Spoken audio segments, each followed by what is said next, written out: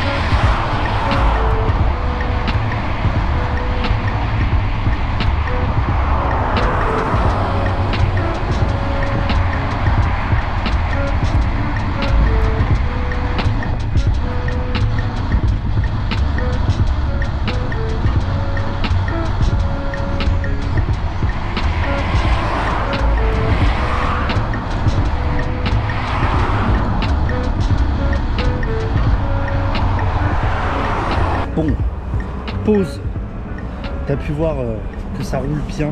C'est très bizarre. En fait, alors forcément j'ai changé les roues et j'ai aussi changé les pneus et les chambres à air. Mais il y a quand même un truc, c'est que les Lithium 3, je pense c'était la grosse merde. Et là vraiment, le toucher de route est assez incroyable. Tu sens à la fois tout et rien. Tu sens que ça glisse en fait sur la route et ça tourne tout seul quoi. Je fais attention à pas monter trop fort dans le cardio, mais en fait le truc m'entraîne en fait tout seul et c'est assez bluffant. Donc je vais continuer ma balade. Toi tu continues en caméra embarquée puis je te retrouve dans quelques minutes.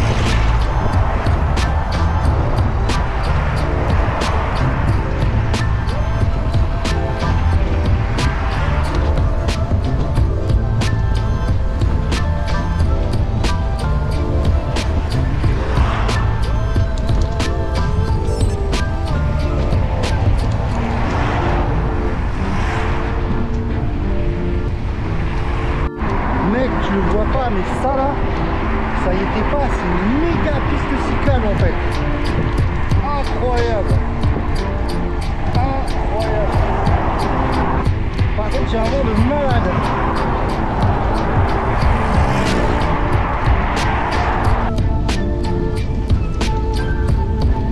C'est parti.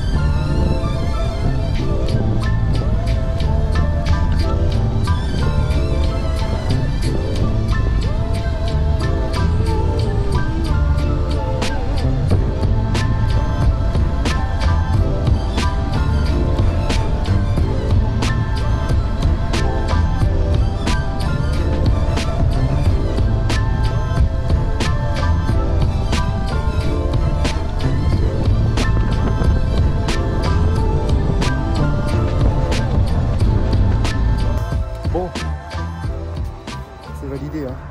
C'est clairement validé. Les roues là, c'est une dinguerie. Je pense quand même que j'ai roulement avant qui est mort là, mais le reste, rien à dire. Les roues sont folles, ça tourne de ouf. Depuis la dernière fois, j'ai quand même fait quelques petites modifs sur le Simeli pour le confort. D'abord la guidoline, je te l'avais dit. Les grips Darkside sont très bien, mais en fait, j'ai la plupart du temps mes mains là. Ce qui fait que c'est pas ouf, mais je les réutiliserai ailleurs. L'autre modif, c'est que j'ai mis une couronne en 47 pour mouliner un peu plus. C'est plus pratique pour moi. Sinon, dans la passe quoi. Que ouais, grosse bonheur, c'est Revolut. Je suis vraiment bluffé. Alors après, bien sûr, il y a l'effet nouveauté, etc. Par rapport au Mich Express, le Lithium 3 et chambre à air utile, c'est jour et nuit. Hein. Ça tourne fort. Donc voilà. Je continue et je te continue en caméra embarquée.